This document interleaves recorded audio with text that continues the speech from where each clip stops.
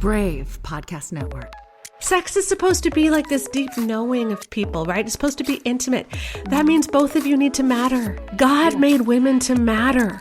Sex. Did I get your attention? This is what we're talking about. They say in a podcast, you're supposed to get people's attention in the first 3 seconds to get people to listen. So I figured if I just say sex, and we're going to talk about sex in your marriage and in relationship. Do you think it did good? Oh, yeah. Like, we're there. Sex. Yeah. Sex. Okay. So let's be brave. I'm so excited to introduce you to a speaker, a blogger, an author, a podcaster. I'm a personal fan of hers. So when she responded to my email, I was like, hey, want to come on my podcast? And she said yes. I was like, yes. I did a little happy dance. Welcome, Sheila Gregoire. Gregoire. Why can't I say it right? You're just not, you need to do that French Canadian thing. Gregoire. Yeah, Gregoire. Yes. There you go. Mm-hmm. I'm so glad you're here. Thank you. Yeah, it's good to meet you and be here and be brave. So in this podcast, I'd love for you to start to silence fear about your sex life, if you have any fear about it, and in your relationships. And also to highlight a woman that I am really impressed to and I look up to about how brave you are in talking about something that evangelicals aren't always comfortable talking about, the state of sex and marriage in the church. So I'm just going to start off with sex. How did you get to be like an evangelical sex expert? Do people ask you that all the time? Oh, yeah. And the funny thing is, like, nobody grows up thinking, you know what I want to do with my life? I want to become the Christian sex lady, because that's just a weird thing. And I never intended to do it at all. I did some postgraduate work in sociology and sexuality and family. But I was home with my kids. I started writing magazine articles and small books. In 2008, I started mommy blogging. So I was, housework organizing routines and parenting and all that nice stuff.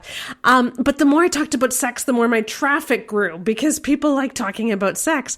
So my blog morphed into this sex place. I'm at baremarriage.com now. I've rebranded but baremarriage.com. And so it was just all sex all the time.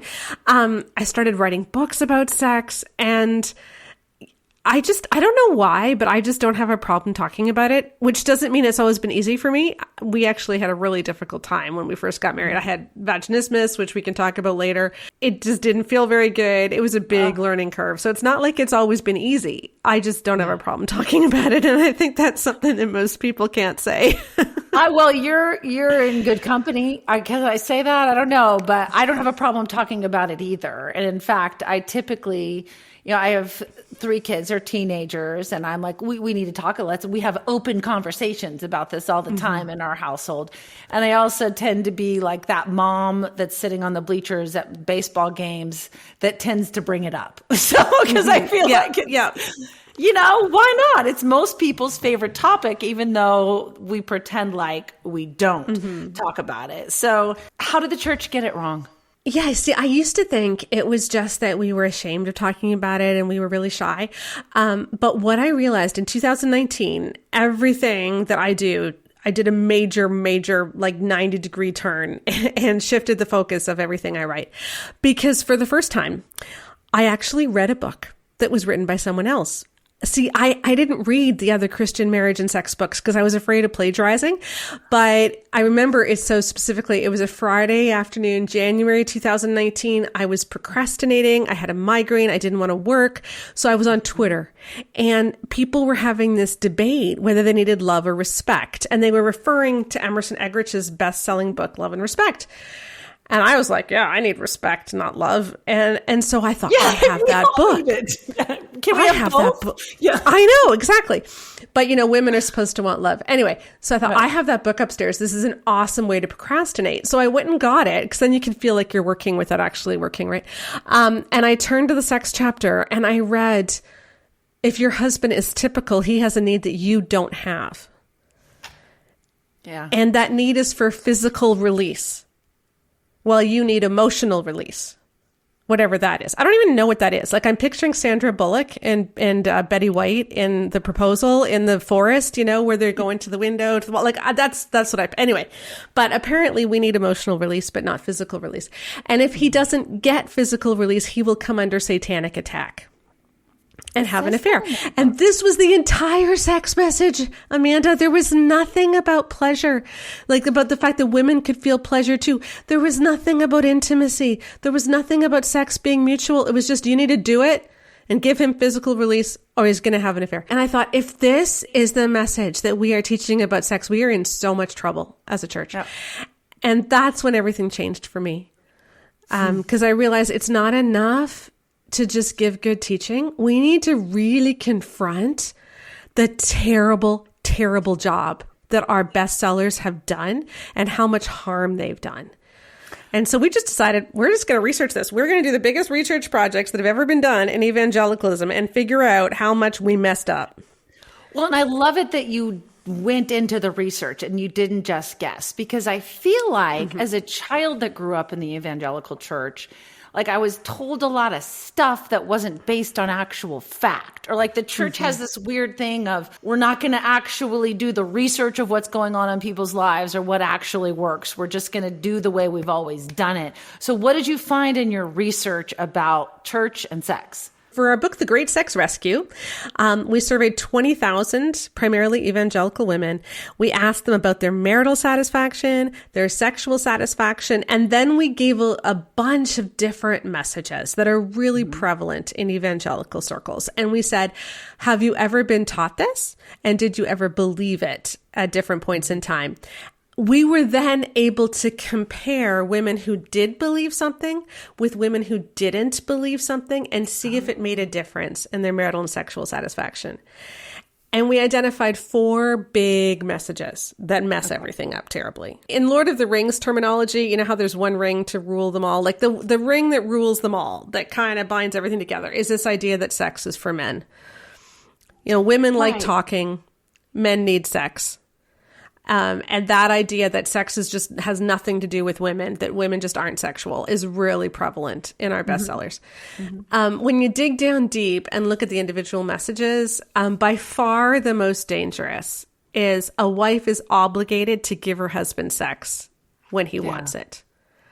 About 40% of women, just over 40%, reported being taught that, and 39% said they believed it when they got married.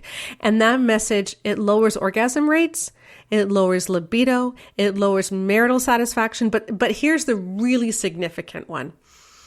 It increases sexual pain disorders to almost the same statistical significance as prior abuse does. Wow. So basically what happens is our bodies interpret obligation as trauma. It makes me cry. I know. And yet we've done this. Like, we've done this to people. We've turned sex into an obligation. And sex is supposed to be like this deep knowing of people, right? It's supposed to be intimate. That means both of you need to matter. God made women to matter.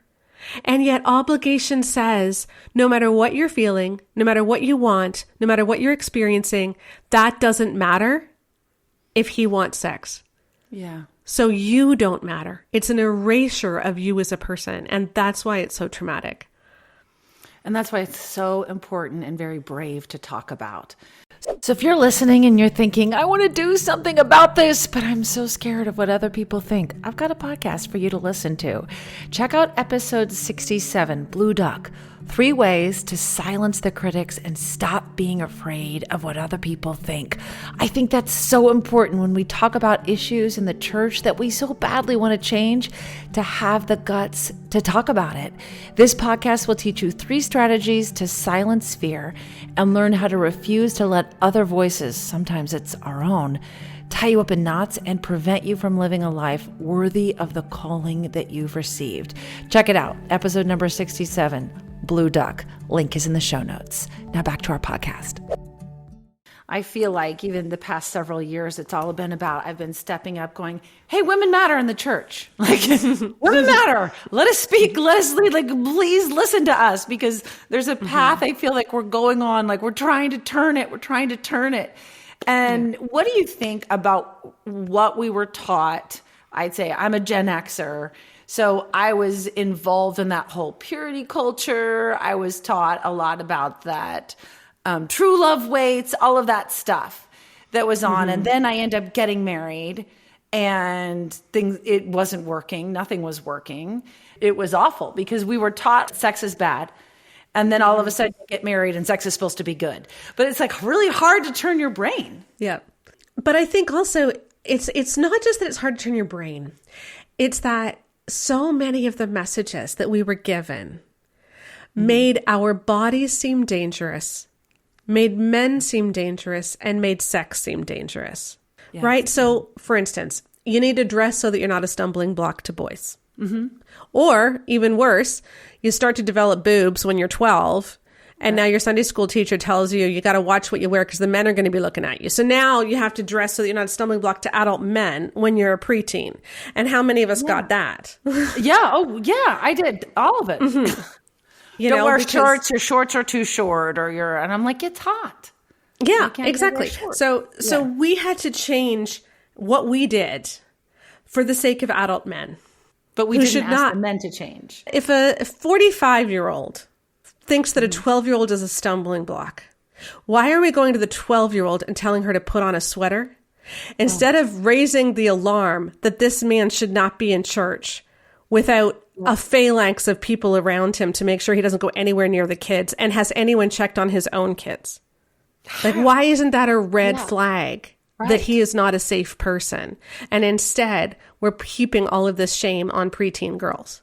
Not okay. And then we wonder why they have eating disorders, and we wonder why they don't like their bodies no matter what, because we told that even if your body is attractive, like that's dangerous. I found as a woman working in Christian radio, I was often even told by male coworkers as an adult woman by bosses to change my clothes if it looked too attractive. Right. And it was a pair of jeans that made my butt look too good. Yeah. I'm like, they are jeans that I was wearing. And it was back when those Miss Me jeans were really popular. Remember the Miss Me jeans that had like the bedazzled stuff on the back pockets? Yeah. And they were crosses, and I had bedazzled crosses. It was the style. I was like, cool. I got to do a trip to Nashville for work, for radio. These will fit right in. And I was told to go change, even as a grown woman. And I felt so much shame because all I was trying to do was my job and to be myself and to wear a cool pair of jeans. Yeah, exactly. But the problem is that they don't want women to be comfortable and like our comfort, our confidence. That's not important. It's men's comfort that is important. and it's like women, it's better for us to be invisible. And it's better for us not to speak or not to have a lot of opinions. And we measured that too. You know, in the Great Sex Rescue, we found that women who feel like my opinions are not as important in marriage as my husband's, that like terrible marital satisfaction, terrible sexual satisfaction, much higher rates of divorce. And yet this is really prevalent. Even the idea that a man is supposed to make the final decisions in the family, even if he consults with his wife first. When people act that out, so he makes the final decision, even if he talks to her about it, when they act that out, your divorce rate increases 7.4 times. Yet the church teaches the patriarchy, that's healthy for our families, but it's not really true. Where did we get it? And most people who believe that don't act it out. You know, so you think about there's all these pastors who are preaching this, but they don't act it out. Now some do, but most pastors who preach this don't actually act it out, but they're preaching it. And then there's going to be people in the congregation who are going to act it out, and it's going to drastically hurt them. I found that through the inner circles of Christian radio. It seems like there's a lot of fear. That's why I want to bravely talk about this, of the people that are in leadership, even people that I worked with. I met pastors, I met Christian musicians. They're scared to say what they really feel about issues like this, because they have to walk the line for the donors and the people that give the most money. Because if they really said, I actually don't really believe that way, you know, and this is how I treat my marriage. I treat my wife equally. I think women should be leaders. You know, views on all of these things. We keep them secret because we're afraid that our own culture is going to cancel us. Yeah. And, you know, I did that for years. I did that too. for years. I was towing the line in that blogging conversation. I was friends with a lot of other marriage authors. And then when we started doing this research, we realized there is so much harm out here. And we were really pressured to write our book based on our findings without naming anybody who did harm. And we're like, no, we have to tell the truth. Good for you. We have to name. So we're really vocal. Love and Respect is a horrible book. Okay. I will die on this hill. We have talked to so many women that said that book enabled abuse in their marriage. We've documented how he misuses scripture so horribly, how he twists scripture. It's just not a proper view of sex or sexuality. We created a 12-point rubric of healthy sexuality for our book. And we ran a bunch of books through our rubric, our best-selling books. So your highest possible score is 48. And there were books that scored well. Gift of Sex by the Penners scored 47 out of 48. So you could score well. It's not like this was impossible. Love and Respect scored 0. Wow. Literally 0. It is terrible. And it is the most used marriage curriculum in North American churches. That's why I have to name it. Yeah. You know, we've had lawsuit threats. We've had cease and desist letters. And it's like, I'm not going to stop. You can't get me. All I'm doing is quoting you. I am quoting your book. I love That's it. all I'm doing. I love that about you. And can we please go into that like a little bit deeper? What is it about you? You saw this research. You know the state of sex and marriage within the evangelical culture is not good. And you called out some of the most well-known people. That takes a lot of bravery. What is it within you that says, I have to do this. I'm going to continue doing this? I don't know. Maybe, I guess it must be personality. I'm an Enneagram 8 wing 7, I think. So I don't know if that's part of it. I'm not sure. I'm not sure. I'm also Canadian. So I'm separate from the culture to a certain extent, right? Like I'm an outsider looking in. And I tried for a lot of years to get popular in the US, like to get on speaking circuits, and I never could quite do it. And now I'm so glad I didn't, because I didn't have a platform to keep. Instead, my blog was big without any gatekeepers.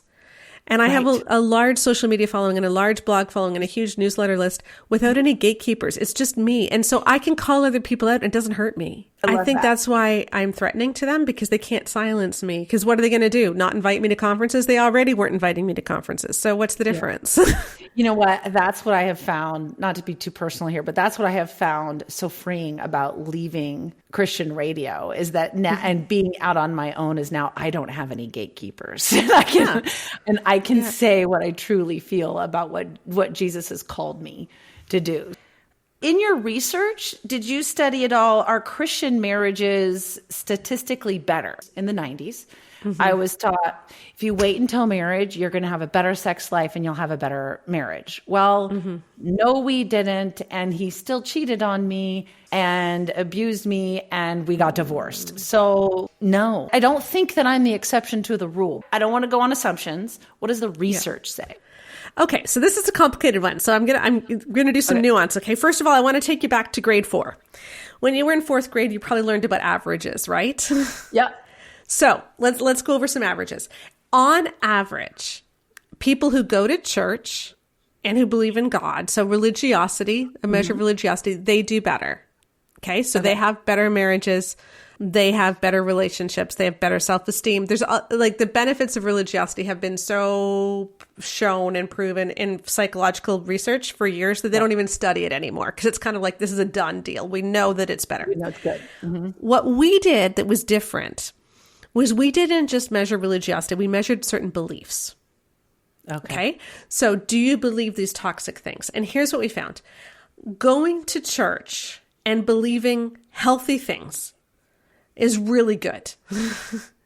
Okay. But going to church and believing toxic things is worse than not going to church at all.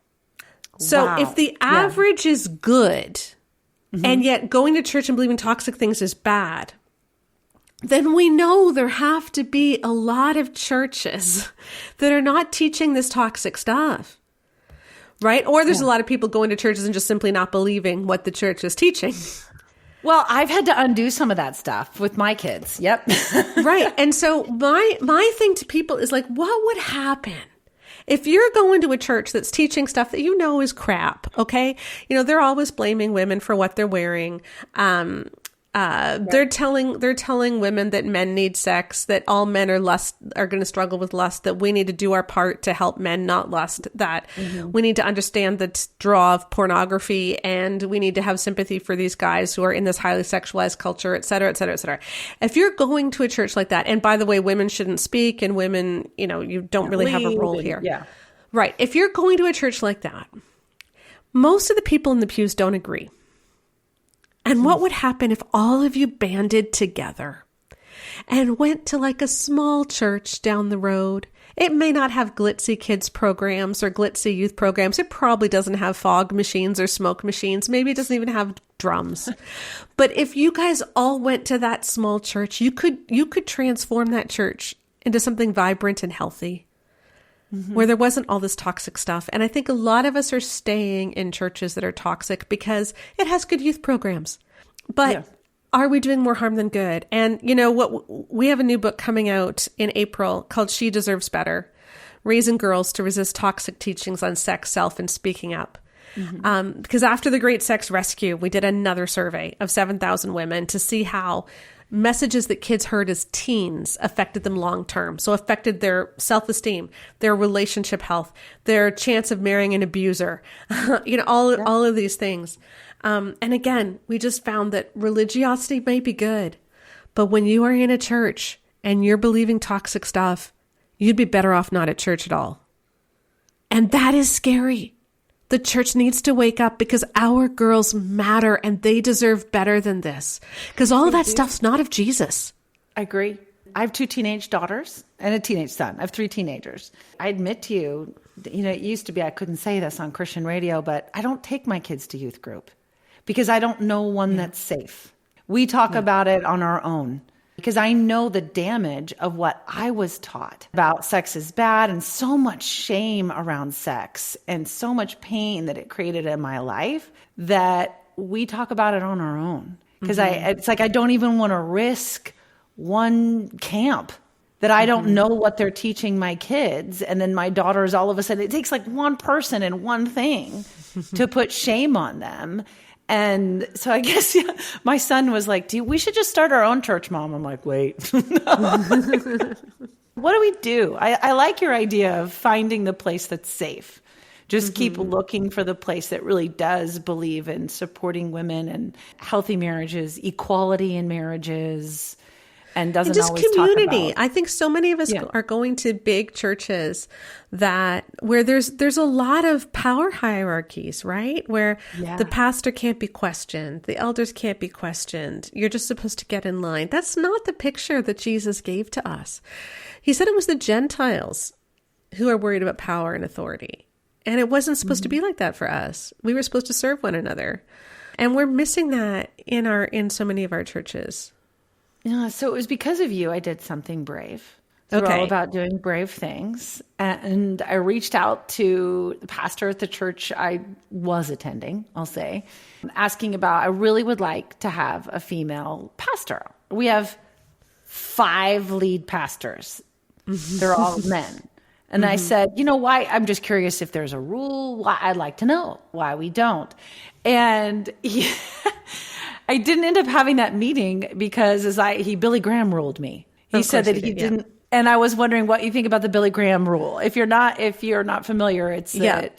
And I am not throwing shade on Billy Graham, but he had this rule that he wouldn't meet with women in private because it would look like maybe there could be something going on or an affair, that he wouldn't do it.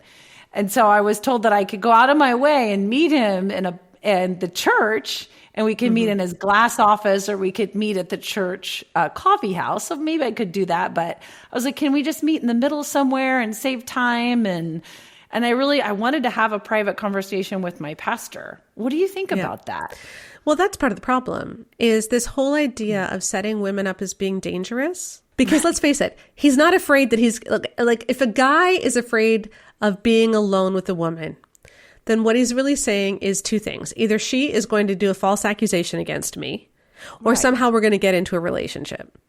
Now, you should know yourself well enough to know you're not going to get into a relationship. Like, what is he afraid of? That he's going to jump you? That he's going to like be overwhelmed with passion? Or is he assuming that you're going to jump him? Like, is he going to? Right. Is he like, assuming is it because I'm a single mom? Yeah. Yeah. Like, exactly. And so it's treating women as threats. And I just keep thinking of John 4, where Jesus sees the Samaritan woman and she is an outcast in her society. And he sits there, and the longest recorded conversation we have of Jesus having with anybody is with this woman. And she's the first person that he specifically tells, I am the Messiah to, even before his own disciples. That should matter, because Jesus didn't refuse to look at women. Jesus chose to truly see women. Mm-hmm. And we live in a culture in the evangelical church where men are not even supposed to look at us, to be seen with us, because we are dangerous. It really paints us into this corner where how are we supposed to feel valued? If we have concerns, who are we even supposed to talk to if there's all male leadership? You think about women who are in abusive marriages and they go to their church for help, and these pastors and elders aren't trained in that. And probably the abusive husband is one of their friends. How are you supposed to explain marital rape to them? What's going on in the bedroom?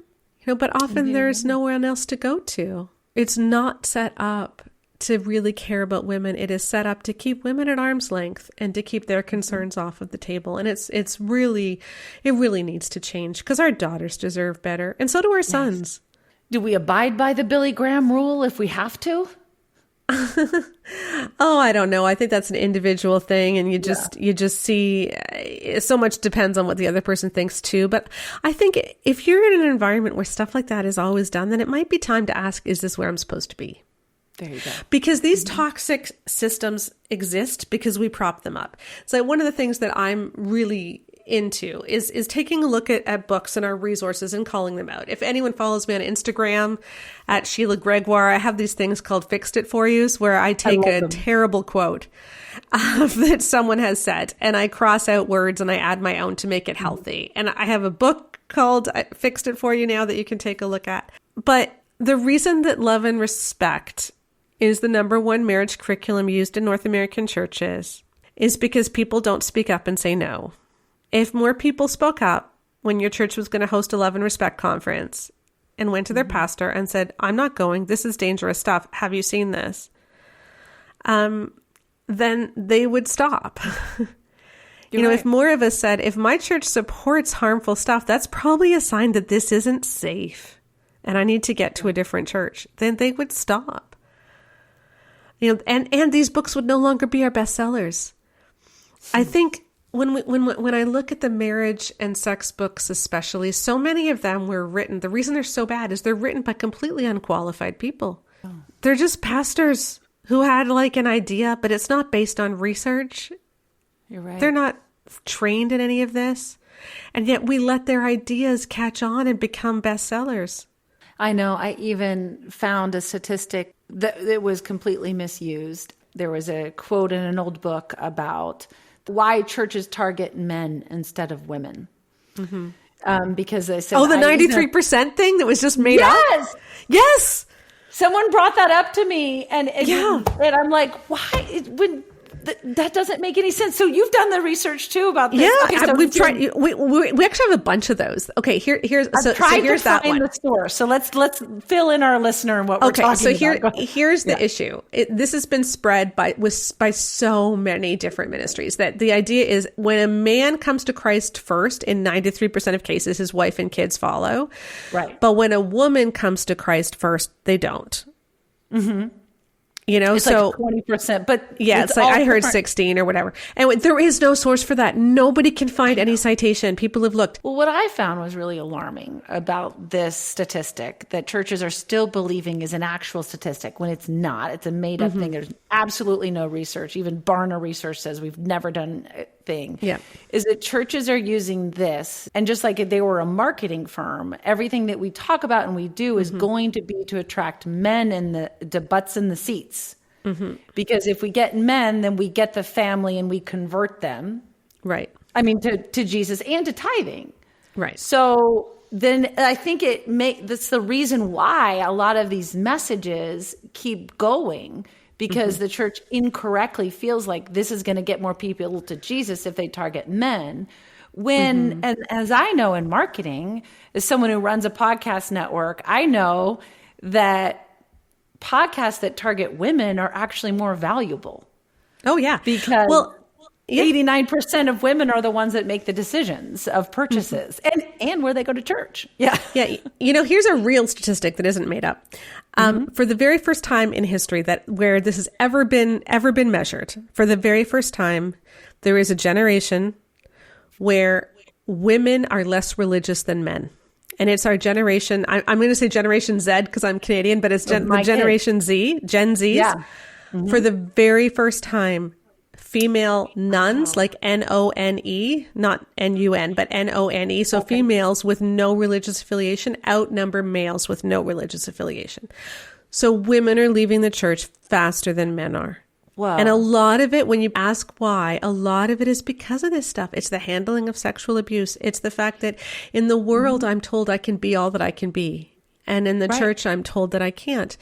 In the church, I'm told that I am not as important as the men, that I am here to satisfy their sexual needs, and that my body is a threat, and that I need to make myself small. And my girls know better than that. Mm-hmm. And why would they want anything to do with the church? Because it's not a place where they're treated equally. Yeah. Like how awful is that? That makes me sad. Yeah. The world treats girls better than the church, than the evangelical church largely does. And that's what we found. Here's another one. Women say 25,000 words a day, whereas men only say 12,000. Oh, yeah. Totally made up by James Dobson in 1978 or 1983 or something. And then it was copied by so many other people. But when you trace it back, he was the first one to say it. In fact, the most recent research has found that men and women on average say virtually the same number. It's like 16,159 for men or for women and 15,820 for, like, it's virtually identical. It's not statistically different. Because we're talking to the men and we expect them to talk back. Yes. The difference is in mixed groups, women don't talk enough.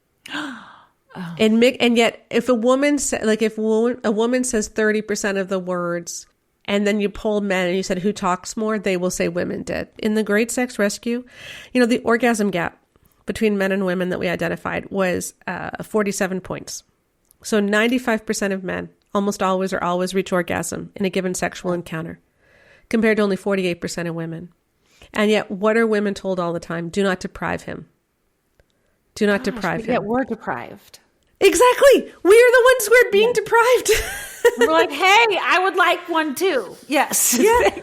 But women's pleasure is never, is so rarely mentioned. Like, there are so many books that talk about sex and talk about women's obligation to have sex that never even mention that women can feel pleasure too. The book Sheet Music by Kevin Lehman tells women that your period is a difficult time for your husband.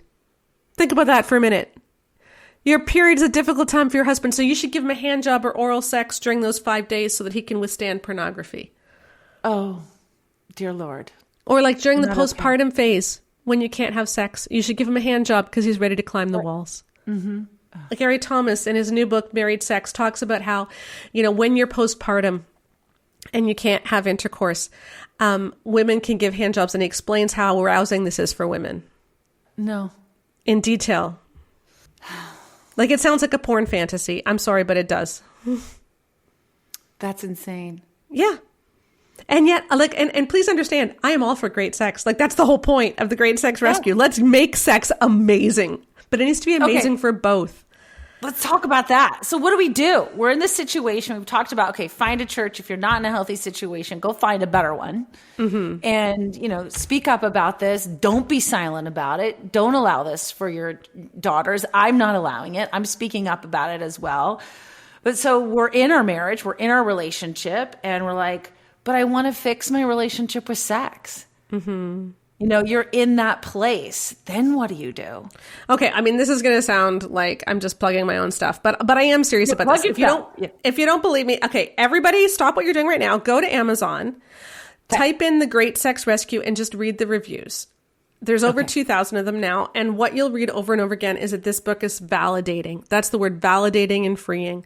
And we just have so much to untangle. And I think as you read the book, you're going to hear about stuff like this idea that all men struggle with lust. It's every man's battle. Let's look at what that did to women and how that's total crap. Or you need to have sex to keep him from watching porn. Let's look at what that did to women.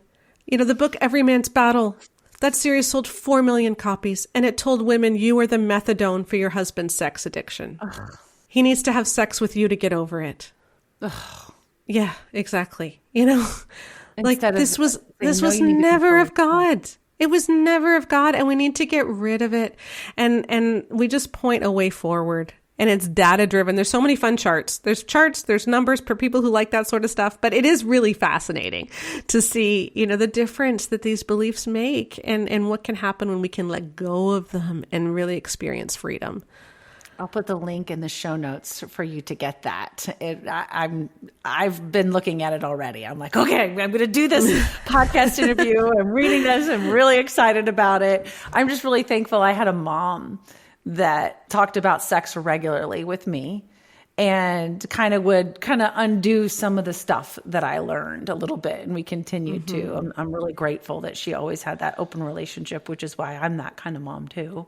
So that like sex is good. It's great if you do it in this healthy way and you're not a toy for someone. This is a beautiful thing that you can have. Okay, I may have to do an edit, but there's one question that I was nervous asking you. Okay. And I really want to ask you, and it's like stirring in my soul. If need be, we can delete it.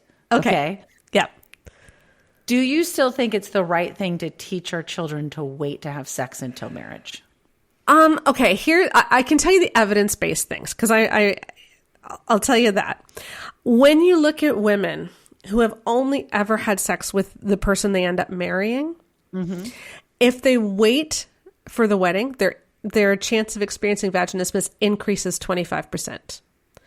Okay. So you actually have what is that? It's when the muscles of the vaginal wall contract and become really tight, which makes penetration really difficult, if not impossible. Okay. And this is largely a condition that religious conservative women have. We found an incidence rate of 22%, which is about 2 to 2.5 times the rate of the general population. So it really is a problem with our messaging that we've been giving our girls.